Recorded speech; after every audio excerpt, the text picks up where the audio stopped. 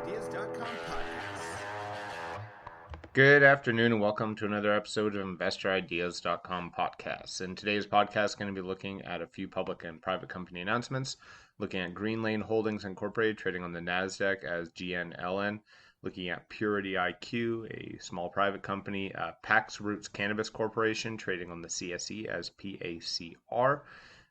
Quickly looking at some of the virtual investor conferences, Aurora Cannabis trading on the New York Stock Exchange and the TSX as ACB, as well as Inner Spirit Holdings Limited trading on the CSE as ISH.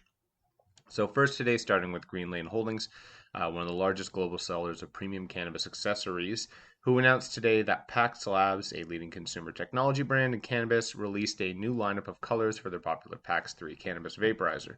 So the devices will now come in burgundy, onyx, sage, and sand, and intelligent and intuitive. The PACS 3 features proprietary lip sensing technology and connectivity via Bluetooth.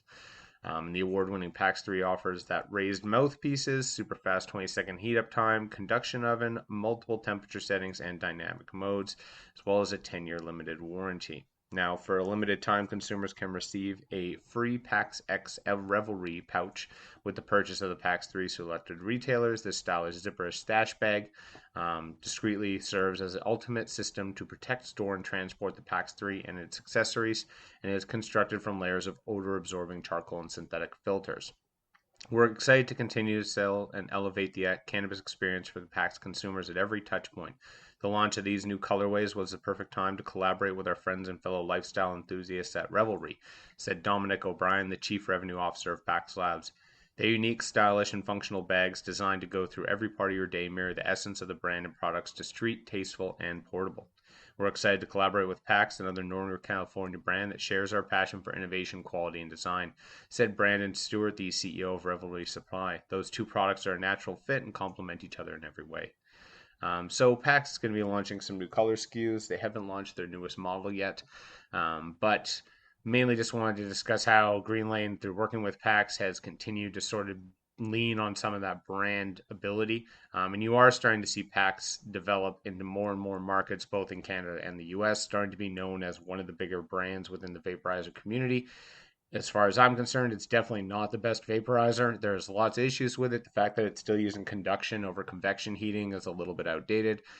Issues with the mouthpiece. Lots of great deals with the warranty and overall design build. But as far as comparing it to some of the other series that are out there, for instance, Boundless, or looking into even what Yocan's been doing for some of their dry herb devices, and a lot of the next generation devices that are starting to come out now, they are starting to be a little bit overpriced for what they're doing. But through these types of marketing and brand opportunities, especially partnering with Revelry for a stash bag, basically that's going to be smell proof. That is something that a lot of people are looking for these products that aren't specifically designed for any of these vaporizers. So I do think that that's going to be something you're going to start to see more of with other brands like this. And hopefully within the industry overall is starting to see cross promotion of brands. This is a big thing that we haven't really seen take off too much. Mainly because not a lot of brands have been established within the accessories or within the recreational market of either side. So hopefully now you're going to start to see, as these brands do gain a little bit more retention with their consumers, that you're going to start to see these cross promotions of having people who are designing odor-proof bags partnering with vaporizer companies and vice versa. And hopefully this starts to bring a little bit more awareness of what products are out there and also what sort of products should be going hand in hand together. There's lots of stuff out there that a lot of cannabis users sort of gloss over or miss, that are really important or sort of improve the overall performance of a lot of the products that they're using. I do expect that, again, PACS is probably going to be coming out with their next device soon, and that'll be interesting to see where they go development-wise. If they move over to convection, if they move away from Bluetooth settings. That's one of the big pluses and minuses of using the PACS device, is that the majority of your control features are run through a Bluetooth app. For a lot of older consumers, especially people coming from the medical community, that's going to be possibly a downside for them versus some of the other vaporizers, which have a digital display and haptic feedback. So it will be interesting to see. Also be interesting to see if other brands start to really rival PACS, or if they continue to be just the only brand that people really know just because of the limited marketing that's available. Next, looking at Purity IQ, who announced that High North Laboratories, located in Woodbridge, Ontario, Canada, is now the first approved testing laboratory to perform testing requirements based upon the established standard operating procedures for the Cannabis Authenticity and Purity Standards, or the CAPS certification program. It's an honor to be the first Purity IQ recognized laboratory in Canada, on top of being part of the technical working group to help standardize cannabis production, processing, and testing. There has been a void in the cannabis industry for recognized standards, as well as confusion on what pharmacopoeia to reference, herbal or pharmaceutical, for example. Being a part of helping standardize proper cannabis specific procedures for quality and safety will only help our industry, and we're excited to play our role, states Rick Moriarty, the CIO and COO of High North. Now, on the tail of Purity IQ Canadian representation, Clip Labs of Southern California is also the first U.S. affiliated cannabis testing lab approved under the CAPS license agreement. Now, Jordan Cohen, CEO at Clip Labs, comments, "We have recently been awarded accreditation under the ISO 17025-2017 standards for cannabis testing laboratories, and in most major countries, the ISO or IEC 17025 is the standard for which most labs must hold accreditation to be deemed technically competent. And we're excited to be able to represent the Purity IQ CAPS program in the state of California and as part of the quality requirements for third-party certification in the CAPS program, and to offer our clients the opportunity to be referenced in the first and only global registry for cannabis and hemp in California." Now, under the CAPS agreement approved, the accredited labs will collaborate and conduct plant genomic DNA extractions, metabolic extractions for NMR analysis, as they provide cannabinoid and terpene analysis for cannabis and hemp cultivars, extracts, and finished products. And PIQ licensed laboratories will manage agreements with clients in support of the cannabis hemp reference libraries. Purity IQ becoming sort of the official testing platform through their CAP certification program. This is something that the industry did need. I know that there would be lots of debates from that between different lab groups and different testing facilities, both in the US and Canada, over what those standards should be. And there still probably is going to be a lot of debate and probably changes to what those standards might be in the future, but there does need to be a baseline for people to at least have establishments for their businesses and to move forward as an industry as a whole. And I do think that this is going to be an important milestone for the industry, is having, again, they're very boring. I know that no one's excited about certification programs or laboratory testing. And a lot of people, that is, if you're a producer or you're someone who's trying to make cannabis products today, the testing and the regulatory approval is probably the biggest nightmare you have to deal with. But unfortunately, that is the sort of requirements that a lot of the bureaucrats of the world need, and a lot of the general public needs for this industry to move forward and really be taken a little bit more seriously and be treated as the medical component that it can be. So I do think that this will be a little bit of a boost for the overall industry, and that you might start to see that once these sort of certification programs do get a little bit more mass adopted and standardized, and once everyone understands what they need to be aiming for and what sort of profiles they need to be displaying of their plants and products, I do think what you'll have is a little bit faster turnaround on products hitting the market, and hopefully a little bit of a sped up process of getting through some of these research and product development phases, which has been a big difficulty for the industry so far. So I do think that's definitely a move in the right direction. The next two announcements are just things to watch whenever our podcast isn't on. There's two quick things that are definitely, I found, were quite interesting. One from PACR Cannabis Corporation, trading on the CSE PACR, who announced the availability of their broadcast titled "Cannabis Companies Committed to Quality, Carve Niche in Multi-Billion-Dollar Industries." PACROOT's Cannabis Corporation is dedicated to delivering the finest cannabis genetics to its consumers, preserving the excellence of its carefully cultivated elite strains, while also working to introduce superior new strains. And while some companies may strive to be the largest cannabis grower, PACROOTS believes that the quality of the product is paramount. And with demand for premium products at an all-time high, PACROOTS appears to be ideally positioned as a leader in the cannabis space.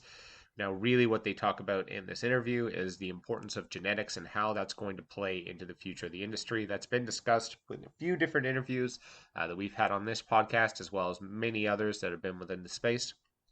But that does seem to be a focus from a lot of the premium growers, as well as a lot of people based in the medical community, is that the genetics, not only of the cannabis strains, but also genetic understanding of ourselves and our own endocannabinoid system, is going to be the importance for really trying to prescribe these microcannabinoid disease components in the future. So for a lot of what we've seen in the medical industry, a lot of these very, very minute potent cannabinoids that are in the plant actually have a huge effect on the overall efficacy as a medical property.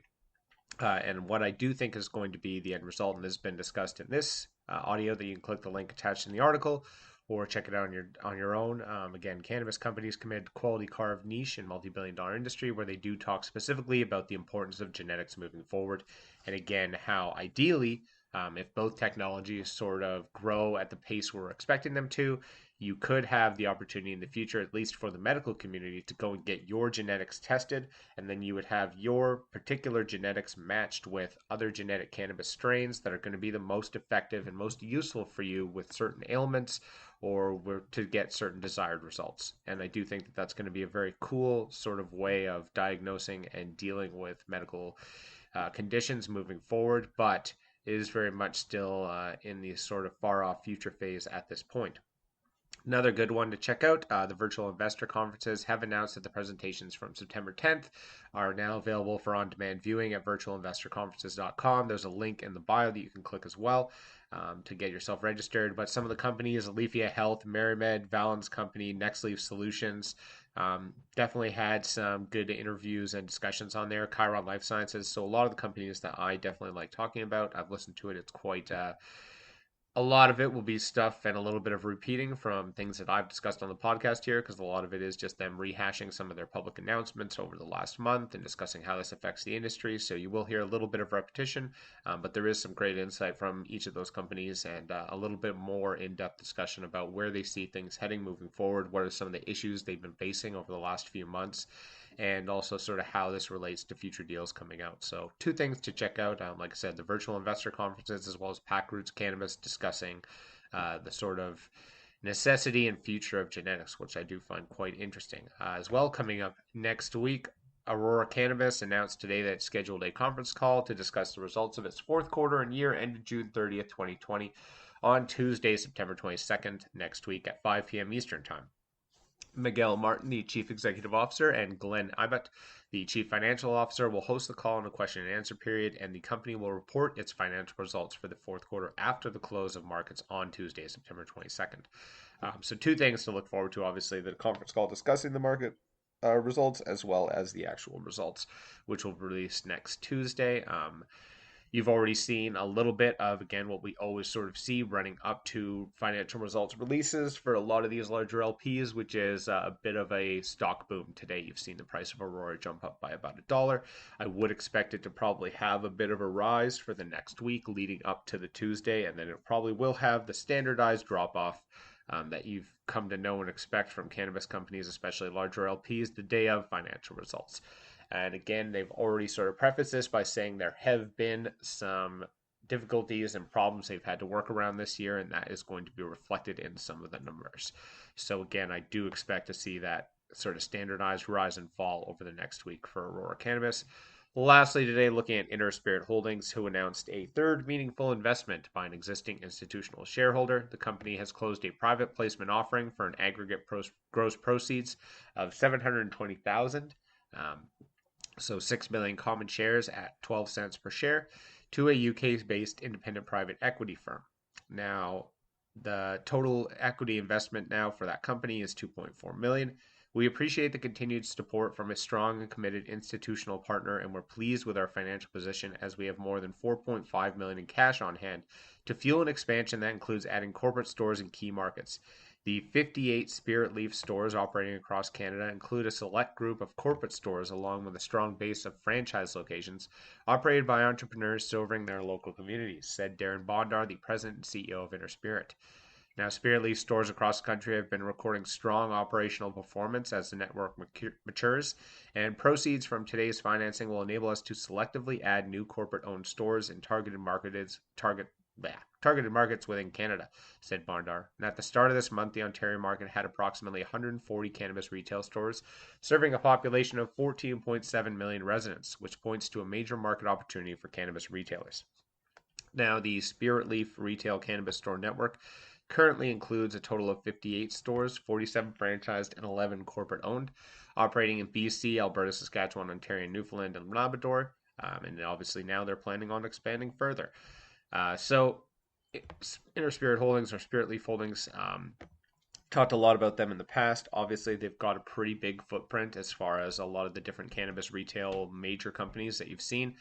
Now starting to spread out their retail footprint a little bit further. I would hope that they're obviously paying attention to a lot of the problems that we've seen within the Canadian retail space right now, which is where they're getting their licenses and how close to which populations and which access points they're actually planning their buildings. Obviously, location is key for any retail development, but especially within the cannabis space right now, as so many licenses are being granted in smaller districts and not being granted in larger population districts. It is a really difficult balance to figure out where the expansion should take place to gain profit, but also to not sort of dilute the overall market and sort of ruin yourself, which we have seen in some districts of Canada so far with how they've unloaded their retail licenses. But I do think it's a good show that, again, most of these retail companies, and you can also hear that reflected in some of those virtual investor conferences I discussed, are saying that it's been a great year for revenue and that they are continuing to expand, which is what you want to hear from most of these Canadian retailers, as they still have a big chunk of footprint to go. That's all for today's podcast. Enjoy the rest of your day. That's all for today's podcast. Podcast is now a certified word trademark on the blockchain through Cognate Incorporated CM certification. InvestorIdeas.com podcasts are also available on iTunes, Spotify, Google Play Music, Stitcher, iHeartRadio, Spreaker, and TuneIn. If you'd like to be a guest or sponsor of this podcast, please contact InvestorIdeas.com. Investor Ideas reminds all listeners to read our disclaimers and disclosures on the InvestorIdeas.com website, and this podcast is not an endorsement to buy products or services or securities. Investors are reminded that all investments involve risk and possible loss of investment. Investor Ideas does not condone the use of cannabis except where permissible by law. Our site does not possess, distribute, or sell cannabis products.